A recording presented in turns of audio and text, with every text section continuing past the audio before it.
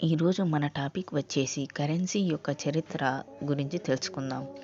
అసలు డబ్బుతోనే అన్ని వస్తువులు కొనాలి అని ఎవరు చెప్పారు? ఇండియాలో ఫస్ట్ సారి కరెన్సీని తయారు చేసింది ఎవరు? అసలు కరెన్సీ యొక్క రూపం కాగితం లేదా నాణేలు కాదు, బదులుగా వస్తు మార్పిడి వ్యవస్థ అని ఉందని మీకు తెలుసా? ఒక బస్తా ధాన్యం కోసం ఆవు ఇచ్చేయడాన్ని ఊహించుకోండి. ఈరోజు మనం డబ్బును ప్రతిరోజు ఉపయోగిస్తాము. అయితే ఇదంతా ఎలా మొదలైందని మీరు ఎప్పుడైనా ఆలోచించారా? ఈ వీడియోలో కరెన్సీ యొక్క మనోహరమైన చరిత్రను మరియు అది మన ప్రపంచాన్ని ఎలా తీర్చిదిద్దిందో నేను చెబుతాను. కరెన్సీ అర్థం చేసుకోవడం చాలా ముఖ్యం, ఎందుకంటే ఇది మన రోజువారీ జీవితాలను, ఆర్థిక వ్యవస్థలను అండ్ ప్రపంచ వాణిజ్యాన్ని కూడా ప్రభావితం చేస్తుంది. కాబట్టి పురాతన కాలం నుండి డిజిటల్ యుగం వరకు డబ్బు చరిత్రలోకి ప్రవేశిద్దాం. Let's get start the video.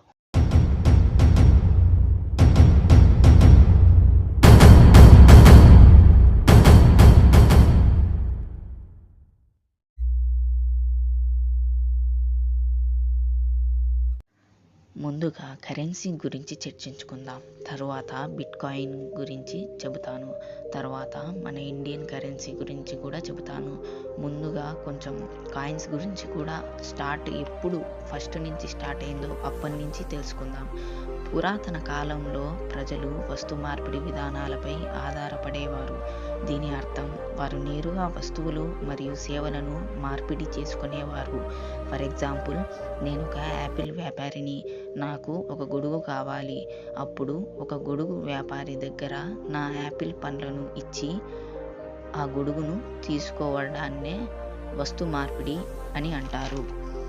కానీ ఈ వ్యవస్థ ఈ సమస్యలను కలిగి ఉంది. కుమ్మరికి గోధుమలు అవసరం లేకపోతే ఏమి చేస్తాడు? ఇది వాణిజ్యానికి మరింత సమర్థవంతమైన మార్గం అవసరానికి దారితీసింది. 3000 BCలో మెసోపొటేమియాలోని సుమేరియన్లు వెండిని కరెన్సీ రూపంలో ఉపయోగించడం ప్రారంభించారు. ఇది కరెన్సీలో ఒక ముందడుగు.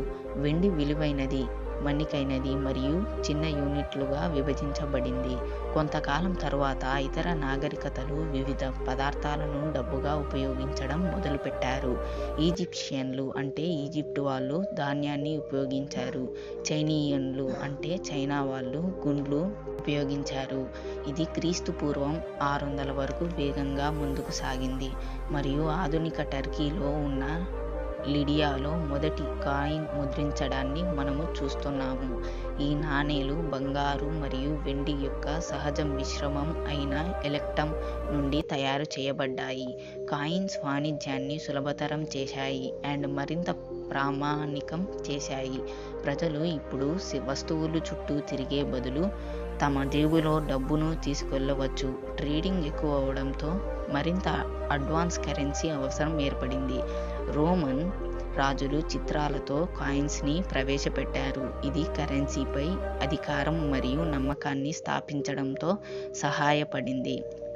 ఈ ప్రాక్టీస్ యూరోప్ బయట లోపల వ్యాపించింది. మిడివల్ పీరియడ్లో కాగితం డబ్బు స్టార్ట్ అవ్వడం జరిగింది. 7వ శతాబ్దంలో ట్యాంగ్ రాజవంశం కాలంలో చైనా మొదటిసారిగా పేపర్ కరెన్సీని ప్రారంభించారు. ఈ ఆలోచన ఐరోపాలో రావడానికి సమయం పట్టింది. 17వ శతాబ్దంలో స్వీడన్లో మొట్టమొదటి యూరోపియన్ నోట్లు జారీ చేయబడ్డాయి. ఈ నోట్లు బంగారం మరియు వెండితో మద్దతు ఇవ్వబడ్డాయి, వాటికి విలువను ఇచ్చాయి. ట్రేడింగ్ పెరగడంతో కరెన్సీ వ్యవస్థల సంక్లిష్టత కూడా పెరిగింది. బంగారు ప్రమాణం 19వ శతాబ్దంలో ప్రజాదరణ పొందింది. కరెన్సీ విలువను బంగారంతో కలుపుతుంది. ఇది స్థిరత్వాన్ని అందించింది, కానీ ముద్రించబడే డబ్బు మొత్తాన్ని కూడా పరిమితం చేసింది. అయితే 20వ శతాబ్దంలో చాలా దేశాలు బంగారు ప్రమాణానికి దూరంగా ఉన్నాయి. ఈ మార్పు వలన ప్రభుత్వాలు ఎక్కువ డబ్బును ముద్రించడానికి అనుమతించింది. ఇది కొన్ని సందర్భాలలో ధరలు పెరగడానికి దారితీసింది. నేడు మనం ఫియట్ కరెన్సీ ప్రపంచంలో జీవిస్తున్నాము. దీనర్థం ఏమిటంటే డబ్బుకు విలువ ఉంది, ఎందుకంటే అది ప్రభుత్వం చెప్పింది కాబట్టి అది భౌతిక వస్తువు ద్వారా మద్దతు ఇవ్వడం వల్ల కాదు. డిజిటల్ కరెన్సీ అనేది డబ్బు చరిత్రలో సరికొత్త పరిణామం. బిట్కాయిన్ 2009లో సృష్టించబడింది. ఇది ఫస్ట్ వికేంద్రీకృత క్రిప్టో కరెన్సీ. ఇది బ్లాక్ చైన్ అనే సాంకేతికతపై పనిచేస్తుంది. ఇది భద్రత మరియు పారదర్శకతను నిర్ధారిస్తుంది. ఇప్పుడు చాలా దేశాలు తమ స్వంత డిజిటల్ కరెన్సీలను అన్వేషిస్తున్నాయి. ఇది డబ్బు గురించి మనం ఆలోచించే విధానాన్ని మరోసారి మార్చవచ్చు. చరిత్రలో కరెన్సీని సమాజ అవసరాలకు అనుగుణంగా అభివృద్ధి చెందింది. ఇక ఇండియన్ కరెన్సీ గురించి వస్తే, ఫస్ట్ కాగితపు కరెన్సీని 18వ శతాబ్దంలోనే ప్రారంభించారు. 1770లో బెంగాలీ వ్యాపారి జోగేష్ చంద్ర దత్త కరెన్సీ నోట్లను మొదట ముద్రించారు. ఆ నోట్లు ఈ రోజు నోట్లలా లేవు. అవి ప్రధానంగా తూర్పు ప్రాంతాలలో ఉపయోగించబడ్డాయి. 1861కి వేగంగా ముందుకు సాగాయి అండ్ ఇండియన్ గవర్నమెంట్ దాని స్వంత నోట్లను ముద్రించడం ప్రారంభించింది. ఇలా భారతదేశ ఆర్థిక చరిత్రలో ఒక ముఖ్యమైన మలుపు తిరిగింది. బ్రిటిష్ వారు ఇండియన్ కరెన్సీ వ్యవస్థను ఒకే అధికారం కింద ఏకం చేయాలని ప్రయత్నించారు. వారు ఫస్ట్ బ్రిటిష్ ఇండియన్ నోటును సృష్టించారు. దానిపై క్వీన్ విక్టోరియా చిత్రం ఉంది. అప్పుడు కరెన్సీ నోట్లు బంగారంతో మద్దతు ఇచ్చాయి.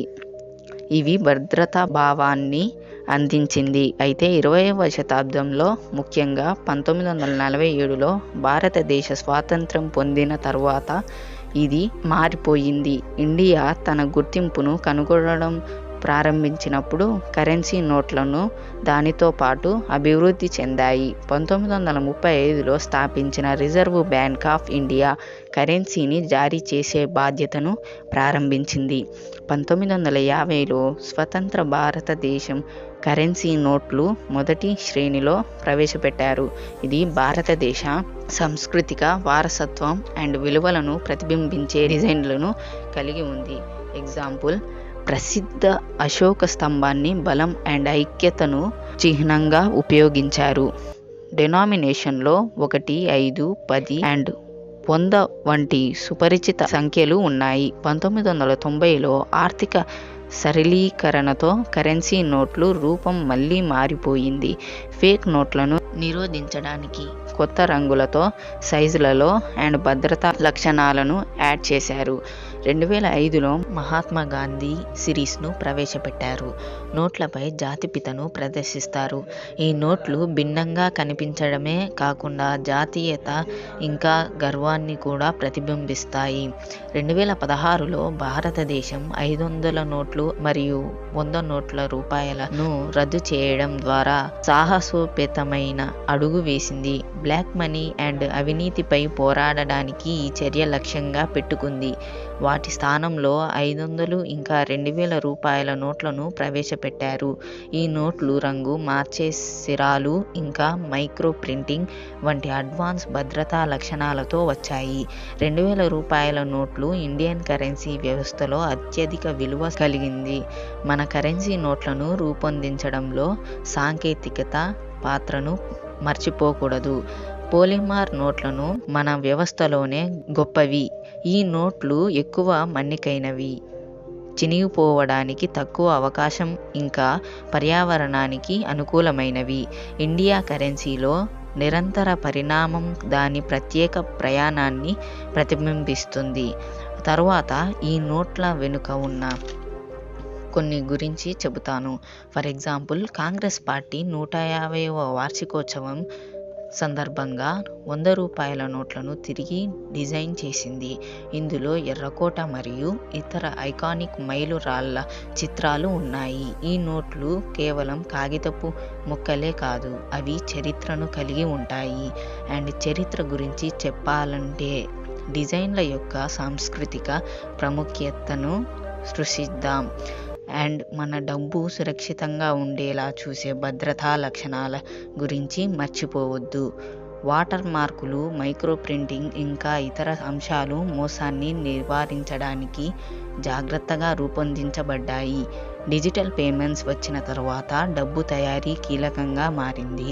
వస్తు మార్పిడి నుండి కాయిన్స్ వరకు, కాగితపు డబ్బు వరకు అండ్ ఇప్పుడు డిజిటల్ కరెన్సీ వరకు ప్రతి అడుగు ట్రేడింగ్ను ఈజీ చేసి ఇంకా మరింత సమర్థవంతంగా చేసేటందుకే. ఈ కరెన్సీ చరిత్ర అర్థమైందని ఆశిస్తున్నాను. Thanks for watching my video.